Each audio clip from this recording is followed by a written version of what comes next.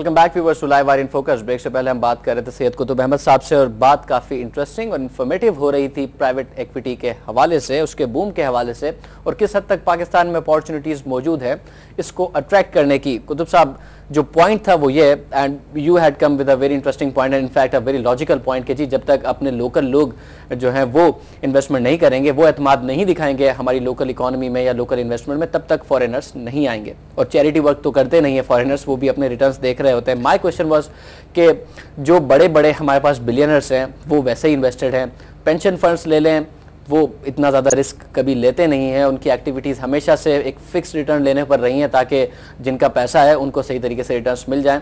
So how come are you expecting कि पाकिस्तान में ये लोग आके इन्वेस्टमेंट करेंगे? देखिए, पहली बात तो ये कि मेरा थोड़ा सा डिफर करूंगा आपसे कि हमेशा लीड जो लिया है वो इंटरनेशनली एंजल इन्वेस्टर्स ने लिया था।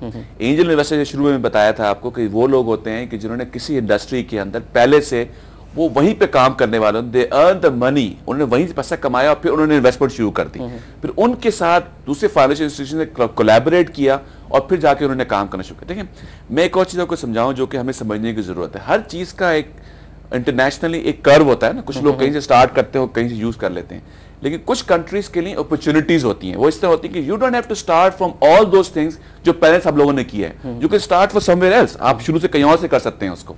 तो this is what I am trying to say कि अगर वहां पे पेंशन फंड्स ने किया है तो यहाँ पे फाइनेंशियल इंस्टीट्यूशंस जो दूसरी एसेट मैनेजमेंट कंपनीज हैं या जो अदर ग्रुप्स हैं, they can take a lead on that. लेकिन बहुत इंपॉर्टेंट जो फैक्टर है जो मैं आपको अगर बता सकूं वो ये है कि इसमें ये चीज समझने की जरूरत है कि जो कंपनीज पहले से काम कर रही हैं, जो मैच्योर कंपनीज हैं, पहले हम उनमें इन्वेस्टमेंट करना शुरू करें।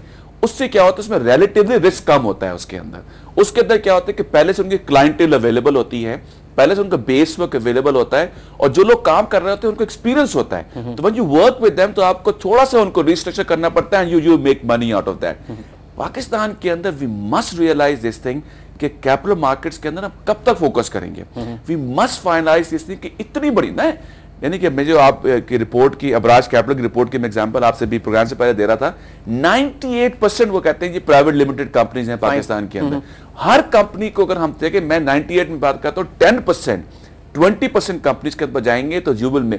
और जो इंटरनेशनली स्टैंडर्ड है इसका वो भी बता दूं, वो ये कहते हैं अगर आप 10 कंपनीज में इन्वेस्टमेंट करेंगे तो 7 फेलियर होंगी, लेकिन 3 इतना ज्यादा आपको प्रॉफिट देंगे कि 7 के लॉस को वो कवर कर देंगे। और इसके अंदर कभी भी ये नहीं करते कि जो मुख्तलिफ कंपनीज जो इसमें आप इन्वेस्टमेंट की हुई जो पोर्टफोलियो कंपनीज हैं उनको आप आपस में मिंगल आउट नहीं करते, आपस में एक दूसरे को इकट्ठा नहीं करते, सेपरेटली काम करती हैं, सेपरेट मैनेजमेंट के साथ काम करती हैं।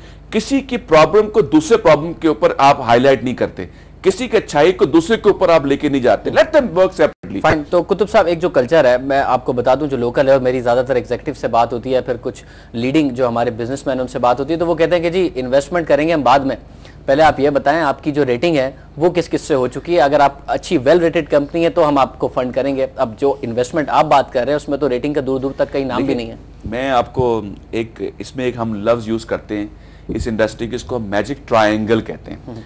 और मैजिक ट्रायंगल जो है ना, वो कहते हैं कि ये ट्रायंगल जब इस 3 चीजें उसमें शामिल होती हैं, उसमें वो कहते हैं कि कॉन्टेक्स्ट, नॉलेज और रिस्क टेकिंग एबिलिटीज, ये 3 चीजें कंबाइन होंगी तो लोग ये काम कर सकते हैं। जो बात आप कह रहे हैं ना, यही मैं वो साइकिल कह रहा हूं जिससे हमें बाहर निकलने की जरूरत है। आप उसकी रेटिंग की बात करें, लोग तो कोलेट्रल के अलावा बात ही नहीं करते यहाँ पे। वो कहते हैं ये कोलेट्रल दो तो फंडिंग करेंगे। यानी कि I have gone through this, मेरा पर्सनल एक्सपीरियंस ये है कि मैंने अपनी सॉफ्टवेयर कंपनी के अंदर आई वेंट थ्रू, या प्रीवियस कंपनी में मैं था तो we went through each and every institution. सब लोग जो है ना वो सिर्फ ड्यू डिलिजेंस करते रहते थे, nobody was willing to invest in the company. हालांकि पोटेंशियल वाज एनॉर्मस। ये हालत थी कि अभी हमें गवर्नमेंट ने कहा कि जी कॉन्ट्रैक्ट के बेसिस के ऊपर आपको फाइनेंसिंग हो जाएगी, लेकिन तमाम बैंक्स ने इसको रिफ्यूज कर दिया, सिर्फ और सिर्फ इस वजह से कि वो रिस्क लेने को तैयार नहीं है। और आप यकीन जानिए, ये जो इंडस्ट्री है पूरी दुनिया के अंदर इस मैजिक ट्रायंगल पे काम करती है। कॉन्टेक्स्ट विद द इंडस्ट्री, जो फाइनेंसर, जो फंड मैनेजर्स हैं, जो फंड जिनके पास है उनसे, और कॉन्टेक्ट उन लोगों से जिनमें आपको इन्वेस्टमेंट करनी है। दोनों तरफ आपको कॉन्टेक्ट होना जरूरी है। Knowledge about the industry, about the deal structuring, about how this thing did work, this is very important. और सबसे इंपॉर्टेंट होती है रिस्क टेकिंग एबिलिटी, रिस्क लेने को तैयार अगर हो। और देखिए मैं आपको बताऊं, ये काम होता है एंटरप्रेन्योर्स का।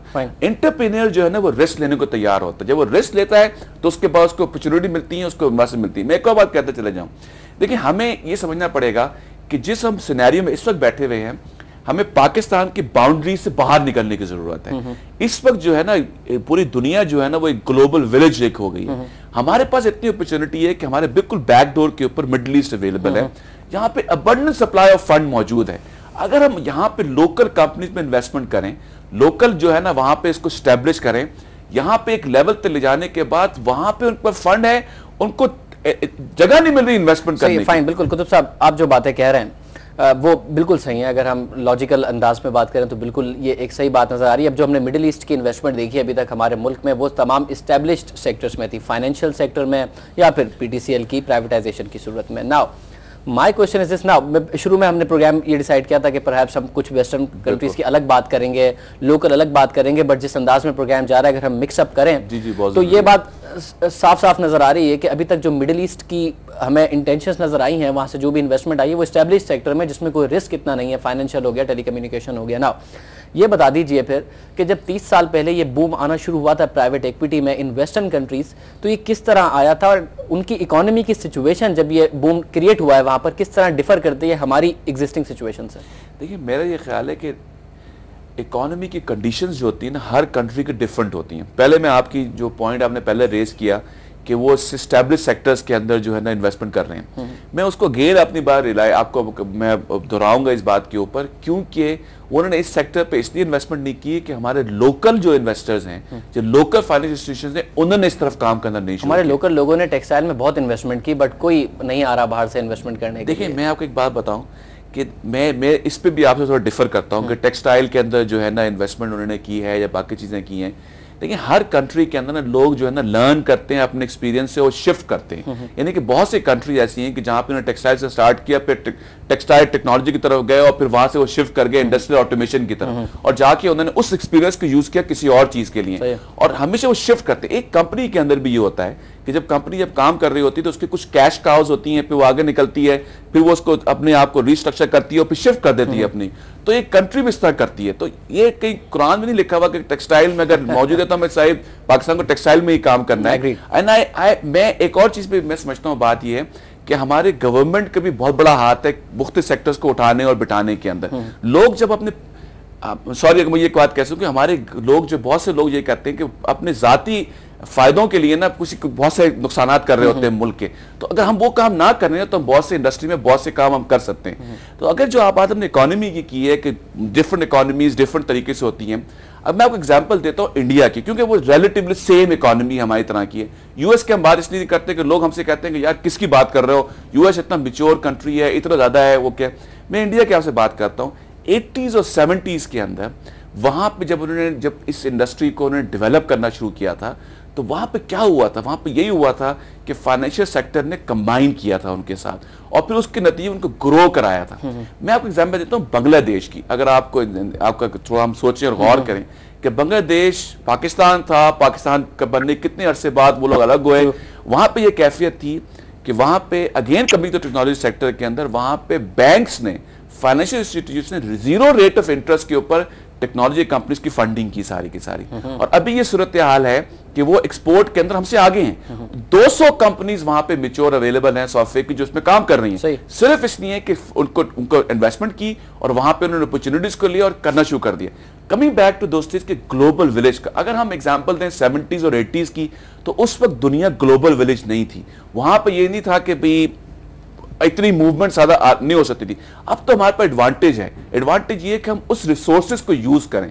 हम एक बजाय इसके कि पूरे कर्व पे आने के हम कहीं और से इन हो सकते हैं। Let combine together, let us. मगर इसमें बहुत इंपॉर्टेंट चीज ये है कि हमें साइकी समझने की जरूरत है कि ये इंडस्ट्री काम किस तरह करती है। तो आपका ख्याल है कि ना ये इंडस्ट्री जिस तरह भी काम करती है, पाकिस्तान में अगर आपको अपॉर्चुनिटी नजर आती है तो वो ज्यादातर टेक्नोलॉजी में ही है? No no no, I am not saying this thing. मैं तो टेक्नोलॉजी का एग्जांपल इसलिए आपसे दे रहा हूं कि ये चीज जो है ना मेरा एक्सपीरियंस इसके अंदर है। एक बात तो हम यहाँ एस्टैब्लिश कर लेते हैं कि बैंक्स तो इन चीजों को फाइनेंस करने वाले हैं नहीं। बैंक पूरा का पूरा प्राइवेट सेक्टर के हाथों में, वो फाइनेंस करेंगे नहीं। اگر میں پھر پرائیویٹ سیکٹر کی بات کروں تو آپ کے پروگرام سے پہلے کچھ ایگزیکٹیوز کو کال کی میں نے اور ان کا یہ کہنا تھا کہ جی دیکھیں and I was giving example کہ جی یو ایس میں تو اتنا بوم آیا ہے پرائیویٹ ایکویٹی میں, ویسٹرن کنٹریز میں اتنا بوم آیا, انہوں نے کہا جی وہاں بہت سارے بوم آئے تھے, سیونگز کا بوم تھا, ببل تھا, پھٹ گیا 80s میں. اس کے علاوہ آپ کا یہ جو انٹرنیٹ کمپنیز ہیں, جو ٹیکنالوجی کمپنیز ہیں, ان کا بوم تھا جو 90s میں ایک دفعہ پھٹا, اسٹاک مارکیٹ میں جو پرائسز بڑھیں اور جو گھٹیں, یہ بوم بھی درمیان میں پھٹتا ہوا نظر آیا. تو یہ بھی ایک تیسرا بوم ہے, یہ بھی ایک تیسرا ببل ہے جو پھٹ جائے گا. دیکھیں میں اب آپ کو میں اگر یہ بتاؤ جو بات آپ کہہ رہے ہیں نا, اصل میں یہی تو پرابلم ہے جس سے میں باہر نکلنے کی ضرورت ہے, جس کا آپ ذکر کر رہے ہیں. میں اگین انڈیا کی ایگزامپل دوں گا آپ کو. انڈیا کے اندر اگر میں ایک سیکٹر کی کتب صاحب it's going really interesting but I have to go for a commercial break. ہم اس بریک کے بعد یہی والی بات کنٹینیو کریں گے. سید قطب احمد صاحب ہمارے ساتھ شو میں موجود ہے. کافی انٹرسٹنگ گفتگو ہو رہی ہے پرائیویٹ ایکویٹی کو لے کر. پاکستان میں پرائیویٹ ایکویٹی کی اپارچونیٹیز کو لے کر ایک بریک لے لیتے ہیں. بریک کے بعد باتوں کا سلسلہ جاری رکھیں گے.